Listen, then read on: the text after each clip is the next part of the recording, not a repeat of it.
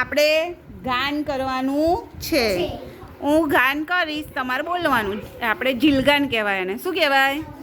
જીલગાન. ચલો. ચોરી કરવા ચાલ્યો ચોર, સોની પોળમાં થયો સોર, સિપાઈ મળ્યા સામા,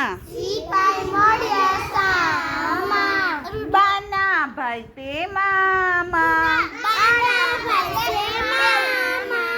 મામા લાવે છુક છુક ગાડી, બાને માટે લાવે સાડી, સાડીના રંગ પાકા, બાપાના ભાઈ તે કાકા.